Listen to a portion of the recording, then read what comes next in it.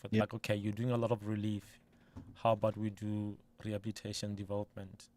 And then from there, I just built a community online of people who cared but didn't know what to do. And I became an educator about trauma and addiction. I mean, I think one of the most important things that helped me understand Cape Town is that the first thing that I did when I came to Cape Town is that I went to District 6. And then from District 6, I went to Cape Flats. And from Cape Flats, I went to Pollsmoor to understand what Cape Town is all about and the history of the place that I'm working with and the people. Maybe even for the first time, I never met a colored person until I came to Cape Town. Okay. So, and I thought black people can dance until I met a colored person. Oh, wow. And you guys took it to another level. So for me, I think understanding the people made it very easy for me to kind of work with the community and not for the community. I want to add something. I remember now a while back there were two people from Australia here and they actually spent time with the people at the station. And one of the things they said is doing radio there is so different because they only have to cater for one kind of culture group and one language. And when it comes to building community as well in South Africa, we have a lot of things to take into consideration. How do you deal with those different aspects? I mean, I was kind of adopted spiritually by a UK lady. I gave her a lot of gray hair. I still apologize to her to this day. And she raised me to look at the world in a different way. I'm not colorblind. I do recognize color. But she raised me in such a way that, we're all human beings and we all long to be seen, to be heard, and to be known. And those are the things that I grew up with. And when I came to Cape Town, I made sure that Siyawubona is a thing. That I see you, and not just your problem, but I see you as a human being. And I think for me, seeing people as human beings kind of leveled the ground for me to be one with them. So I don't look at people from, where they come from or background. As like, I'm a human being, you're a human being, we bleed the same. If you need blood, you can take my blood. Because more like, there's no hierarchy kind of thing. And my spiritual mother raised me like that, to see human beings above anything else. Now, about Phinius, Lady Ramoshomo Mubuchi, I just wanted to, check with you before we let you go. Some of the challenges that you come across, because once you're at the level where you're at, we seem to think it's now, it's smooth, it's automatic, specifically with the angle of evangelism as a missionary. What are some of those challenges? I mean, I think for me, finances are always the problem when it comes to the work that we're doing, because I've dedicated my whole life to service, to helping people. But what helped me is that I'm in partnership with other people. I don't do everything by myself. I do everything with other people. So if I don't have something, I know where to go. And I partner with those communities. If I have resources and they have money, we come together and then we create something. I call it a poiki course kind of thing. That it takes a community to create something so Absolutely, good. So for me, I wouldn't say there are challenges, but I think I have a way with the community. And I think for me, it's just a matter of, I don't know, I don't treat myself as I'm up there and you're down there. Like if I go to a homeless person and I see them sitting, I'm gonna sit at their level. Because I think that brings people together. When we humanize each other, it's much easier to work together. And if you see the person and not just the need, it's much easier to even work with them. I love that. So Phinius, listen, there's more that we really want to unpack with you. And of course, we're going to continue unpacking all of that in just a moment. We just have to get through some weather and traffic. Stay tuned because Phinius is not going anywhere. We've got some more that we need to unpack. If you have any questions for him, as a matter of fact, please, by all means, go ahead and send it through to us on 082 657 2729. Via. Right, let's get into your weather across the country at the moment. In Pretoria, has a high of 32 and a low of 14. Joburg, 29 and 13. Cape Town with a high of 24 and a low of 16. Durban with a high of 26, low of 17. Bloemfontein, 35 and 13. Polokwane, 28 and 13. Uppington, my goodness, with a high of 40 degrees and a low of 23. Port Elizabeth, 32 and 16. And then ending it off with is London coming in with a high of 30 and a low of 16.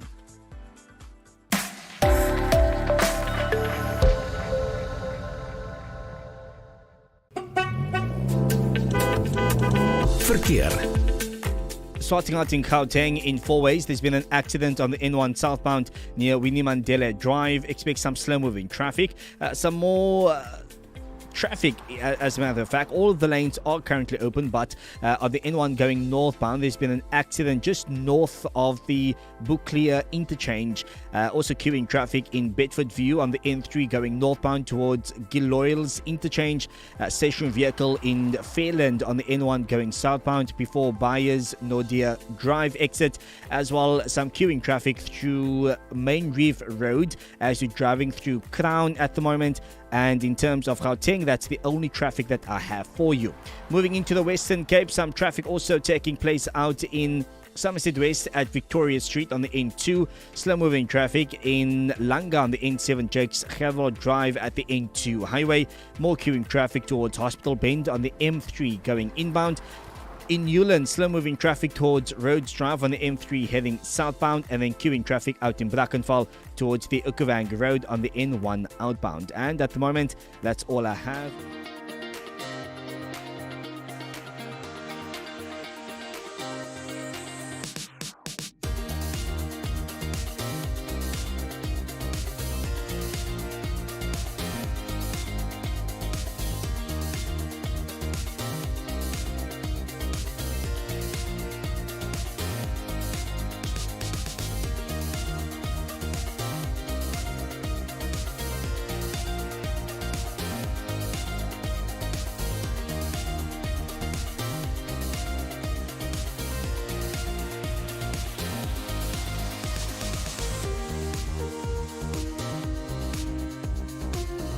Daar wil jy dalk nou ry en jy dink, ek het nog 'n hele week gewonder wat se bedrag wil ek bydra. Miskien weet jy nou. En vir die wat alreeds so baie gegee het, en dit gaan nie oor die bedrag nie, maar die hart waarmee jy gegee het. Ons sê vir jou ongelooflik dankie dat jy ons hande versterk, dat ons saam kan bou en dat ons gemeenskap wat jy is, kan bou en kan inbou in jou lewe. So dis so maklik soos SMS die woord give na 37871, dan stuur jy vir ons die bedrag wat jy wil gee en dan kan jy ook vir ons WhatsApp as jy wou 082 657 2729. Die lekker ding is die SMS is die bankbesonderhede kom sommer dadelik terug, maar as jy nou voel jy wil eerder WhatsApp, dan gaan jy die bankbesonderhede kry op ons webtuiste of op Radio Kansel se webtuiste en ook op ons Facebookblad. Yep, that's how you do it. And when you keep us on air, you're not just keeping a radio station on air. It's God's pulpit with the good news of the Lord ready to go out. How beautiful is this, though? You're sitting in this studio and you're getting all these cultures. It's like a melting pot of different cultures that you're keeping on. Got a bit of Afrikaans here, a bit of Spady here. You've got, a whole lot that's going on. And we want to keep that on air for our children and their children, because we are not only about today. So please do that giving. And we're looking at our screens. We can see when it comes through. Yes. The moment you do that, we can see, and we can do that. But then back to Phinius now. My brother, when I think of the type of work that you do, it can't be an easy thing to do. To find a human being in a certain state, and then work with them until you take them to a different state. It must be taxing on you. How do you prepare yourself? When you wake up in the morning and you're thinking about approaching a stranger who is homeless, who's probably got a truckload of problems? How do you do it? Well, I tell people that every carer needs to be taken care of. So I see a psychologist once a month. That's important. I have 5 mentors, including a pastor. All right. So I have intercessors in my church. Hallelujah. So you can imagine that it takes a village. My brother. It takes. I'm not standing here because I can. I'm standing here because I'm being held, by prayers. So that's what I will say is I'm accountable. There's people who check on me and make sure that I'm good. And that's something that I'm trying to even be for the people who are living on the street, because there's a lot of trauma with people that are living on the street. I mean, it takes somebody on the street to get out it takes 3 years to get somebody off the street. Sure. 3 years, because it's a journey of relief, rehabilitation, and development. Then reintegration. Where you do family reconciliation, you help them find a job, you help them find an affordable home. So it's the whole process. But that whole process, it takes a village. So I'm more focused on relief. So I build relationships. Then I refer people where they can get proper help. But I'd still follow up with them. And then the end thing that we do is we plug those individuals back to the church for discipleship. Because it's easy to get somebody off the street. But to get the street out of somebody is another level of discipleship. It's like the Israelites. They had to be delivered from Egypt before they got to the promised land. Because it is a process of you have to be holistic and address the whole human being, not just their spiritual part, but their emotional part, their psychological part, their every being. So, but that is different organizations working together and say, hey, Phinius, you do this, we do this. But at the end of the day, we're raising somebody, one person out of the street. But we're working together as NGOs. Well, speaking about being holistic as well, I mean, you have come from a space where rejection was basically your middle name. I mean, you've experienced rejection. You've gone through the process where you've experienced so much hurt and so much pain because of your past, because of your dad that you never met. How did you get into that space where you realized that this rejection, I need deliverance from it, and subsequently then? I suppose that journey led you to a point where you could, I suppose, understand the person on the street. And that's the thing, bro. Somebody told me that out of your greatest pain will come the greatest mission. I think for me, because of my relationship with God, I've managed to. I think one of my prayers is, God, don't waste this pain. Don't waste this limb. I don't mind this limb, but just don't waste it. Use it for your kingdom. So I don't run away from challenges. I embrace them and I use them for the kingdom. So I think for me, it was a matter of perspective. When it comes to rejection, I usually tell people that I wasn't rejected, I was protected. I wasn't rejected, I was redirected. I wasn't rejected, that was a reflection. So I play around with words because as a son, I understand that whatever, if you follow in Jesus, you cannot expect yourself not to go through trials and tribulations. And I remember I had a moment with God, and one day, and he said, the devil was not after your father.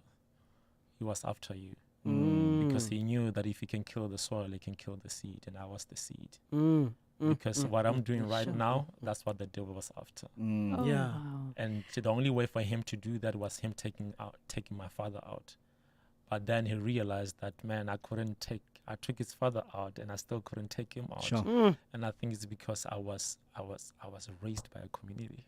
So I had fathers around me. You took one out, but I was still surrounded by many. Raised by a community. I'm listening to you, and what I love about what you said is the fact that you take leadership, you take responsibility as a leader, you take care of yourself. And I think that's so important to have that support structure. But also, I'm wondering, what upsets you within communities? What are the things that gets you like, come on, we have to be better in this? I think for me, I think one of the things that I had to learn when I came to Cape Town is that it's not that people don't care. It's that people don't know what to do. People need to be educated. So as much as I could become an angry social activist, I had to bring mercy into my work of realizing that God is not either for or that one. He gave us the ministry of reconciliation. So I don't fight with business people when they have a beef with homeless people. I'm more like, okay, can we go out for coffee and have a conversation and I will make you pay for that coffee. And it becomes you move away from being a keyboard warrior on social media to being human with another human being. Because now they can relate and they can connect and they can understand. And once somebody can understand, they can easily give. So I've moved away from being this angry activist to, okay, let me be an educator. Because I realize that a lot of people don't understand trauma and they don't understand addiction. So I tell people that I don't have enemies. I have friends who don't know that they are going to be friends soon. I like that. I like that. And also, I mean, just a moment ago, you even spoke about how you've changed the wording quite a bit when it comes to rejection, and so you don't call it rejection, you call it being redirected, and that yes, the enemy might have taken out your father, but you were raised by a community, and that is the important aspect. I mean, we come from an era where the neighbor is also going to give you hiding because what nonsense van Zani. Where's your ma? Your ma said, ik gaan vir jou slaan because I know that your mom would be okay. And those are the things that it becomes that your child is my child. Within merit, of course. But how important is it to you that you also bring that knowledge to the communities that you do your work in, that, listen, this gender-based violence happening here, this thing happened, it actually is your problem. It actually does affect you. I think people need to understand that we're very connected. As much as we try to deny it, we're very connected as human beings. But I think for me that village mindset is very hard to bring into an individualistic community. Yes. Where there's fences and securities everywhere. That is true, But it starts by noting and greeting people on the street and saying hi. I've normalized that because I remember when I came to Cape Town, I tried to greet somebody and they were like, what do you want? And I was like, I'm just saying hi. But then I realized that there's fear. Right? There's fear, and the only way you can overcome fear is by loving and being consistent with that as well. So I've normalized greeting people on the side of the road. I've normalized if I see a green or somebody struggling to say, hey, do you need help? But I understand that it's a culture. It's a culture, but it's an education thing that me and you have to do. Because when you come into a different community that you're not used to, there's culture shock. But I think for me, I have a way with people. I don't know. I think it's a gift. I have a way with I mean, in my church, I call every old person my grandpa and granny. Yes. And they're white. And they're like, who's this boy? It's like, that's how I was raised. I was raised to see myself in every human being and understanding that if I'm hurting you, I'm hurting myself. I listened to a podcast this morning and it spoke about trauma. Yes. But also how it is actually, it becomes stuck in your body. And we have a male has 36 trillion cells more or less in their bodies.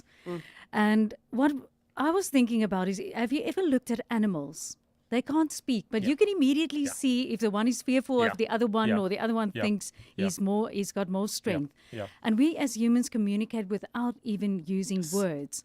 And you're talking about how we don't acknowledge people who's on the street. And that even goes for our everyday life. How often do we go to a shop and you don't even make eye contact with the person serving you, and more so, I think, in today's community. And vir jou wat nou eens ingeskakel het, ons praat daaroor van hoe bou ons gemeenskappe op, hoe herstel ons gemeenskappe. En jy's welkom om saam te praat in die tussentyd nog steeds. Asseblief, gee vir ons kyk, daai lyn staan nou stil. Ons wil baie graag hê jy moet vir ons SMS en die woordjie is give 37871 gevolg deur die bedrag wat jy graag wil gee en dan kan jy WhatsApp ook 0826572729. Ek wil net gou weer kyk, daar was Irene gewees. Sy het sommer 'n maandelikse debietorder wat sy vir ons gegee het. Oh nice, thank you so much. So baie dankie. Daar was 'n naamgenoot vir my Almarie wat ook gesê het paid. Fantasties, baie dankie. So ons wag vir daai boodskappe ook om deur te kom. Right. That's beautiful when the money keeps coming in. I keep looking at the screen myself. Really, it's beautiful. But before Ohamba, in Taiwan. It's December month. Yes. And when people are going home, others are going different directions. Gauteng is going to be empty in a couple of weeks. Cape Town is going to be empty. People are going back home. But there are these people who have nowhere to go. And those are the people that you are working with. How do we come together with you? What can we do? How can the person who's listening now, how can they help you? How can they come together and work with you? I mean, like I said, sometimes we undermine Salbono. Like it's not that complicated. That is the key, to opening more doors to other things. I think one of the things that we do with the homeless community is that we host a Christmas thing for them, a Christmas meal, and then we also package some gifts and then we give them to them for Christmas. But also we don't have an 8 to 5 kind of job. So even if I'm on a holiday, if I see them on the street car guarding, I greet them. But the thing with my community, which is the homeless community, is that they have stopped asking me for money. What they're asking me for now is my time. That's powerful. Oh, wow. It's like that they just want to talk. Yeah, They just want to talk. The 2 rand is not. They're not asking for the 2 rand. They're asking for your See time. me. Exactly. But But the only way they can get their attention is with the tin and shaking it and asking. But remember, like I think it was Peter and John when the lame man who was begging on the side of the road. Yeah. And he was asking for money, and then they gave him what? Healing. Yeah. Because they could see that they could discern the real need. That's powerful. The real need was not the money. He was asking for the real need is that I want to walk. You know, so for me, it's like we need to have that discernment when we work with the people on the street. So powerful. That is powerful. I have to Goosebump quickly moments. ask a last burning question from Yes. my side, because I got a lift from someone the other day, Yeah. and this person had a very strong perception about why people are homeless. Yeah. And this person said that it's normally someone who steals and then they end up on the street. And I was like, okay, there's not much time to talk about this in detail. Yeah. But how do you deal with perceptions for helping homeless people, but also having a huge population with different perceptions about homelessness? See, all of us are at the risk of becoming homeless. All of us. COVID-19 revealed it, that anybody can become homeless. You lose a job, you lose a home, you end up on the street. I know of a lot of people that end up on the street because of COVID-19, because of trauma, because of addiction. They're on the street and they're still on the street. So for me, it's like we cannot distance ourselves and say this thing does not happen to me. It happens to these people. It can happen to anybody. Anything in this life can happen to you. So for me, I tell people all the time that no child came out of their mother's womb and said, hey, mom or dad, I want to be homeless. Sure. Nobody. I love that. Yeah. Nobody came out of in this world with that intention. Yeah. Life happens, and I think people go through pain in life, and I think as the community we need to be there for people who are in pain. It is our responsibility. If a seed is not growing, you can't blame the seed, you blame the soil. Who's the soil? The community. Yeah. Sure. Okay, so I just realized I have it here, Pastor Given. Yeah. I just realized, ladies and gentlemen, Phinius Sebatsane, he is the founder and CEO of Rayo Tusana Foundation that gives a hand up, not handouts, to people experiencing homelessness in Cape Town, South Africa.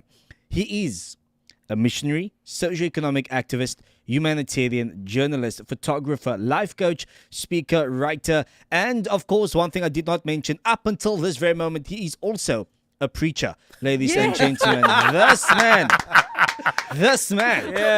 is a man that wears many hats. He's gone into many spaces. He's experienced many things. Come on. Okay, anyways. Wow. Okay, anyways. Oh, the One last preacher part. voice. One last part. Goodness. I'm just a child of, I'm just a child child of God. of The God. humility for me. I love it. Phineas, Yeah. this has been nothing short of refreshing. I can That was exactly the word that came to my refreshing. mind. Hey? Yeah. It's you literally took a topic of conversation that most people probably have in their own confined spaces, and you changed the perception. You gave us a different voice. You changed the language around so many socioeconomic issues. And around so many topics that can become controversial. Homelessness, shockingly, is a controversial topic. Yeah, it is. It is. It really, really is. You've given us a different viewpoint and a different area to look at. Yeah. And I think that is the one thing that I appreciate the most. If anything, one often feels like you cannot solve homelessness alone. And maybe that may be true, but you can help an individual. I think what I want to say to close with that, because you said I'm a preacher, I can preach. But what I want to say is people need to understand that people are homeless, not houseless. And what makes one homeless is lack of relationships. Yeah. Oh, Yeah. wow. Yeah. So it's not what makes one homeless is not lack of a home, it's lack of relationship. It's Yeah. lack of connection, it's lack of community. Come on. Weet jy, en dit That's geld powerful. vir mense wat omring is deur mense ook. People can be surrounded by so many people, And still. but you can actually not have, say it again. You can You can, homeless people are not. homelessness is not lack of a home, a house. It's lack of relationships. It's lack of connection. It's lack of community. I know of a lot of people who live in nice houses, but they are homeless. Oh. How do we reach Ratusana? Can we keep Ay. Yeah. Are you on the socials? Where do we reach you? Yeah, I'm Phinius Sebatsane on social media, Riatusana Foundation. We're also on Instagram and Facebook. The number to connect with us is 063 936 7926. You need to say it again. 063 936 7926. I think. Wonderful. I'll confirm. My brother, thank you for coming through. Yeah, you've captured us. Listen, I want to be part of you guys now. It's fun, but thank you for having me. I really appreciate it. Wonderful, man. Thank you. You are. It's too late. Okay. You're really part of us, man. You know, it's a given. We've got news happening on top of the hour. We've got some more guests that's joining us in studio for the next hour between 2 and 3 o'clock. Stay tuned for all of that. Of course, once again, those details just in case. What time? Between 3 and 4. No, it's all right. 4. It's all right. He even said 2 and 3. 2 to 3. It's okay. I'm going home. It's Phinius. That's Phinius. It's Phinius. My mind is still reflecting on the fact that, in the wise words of Phinius, people are not homeless because of a home. Yep. But they are homeless due to a lack of relationship and community. And if you didn't get it then, you'll get it now. Don't worry about it. Some news coming up on top of the hour.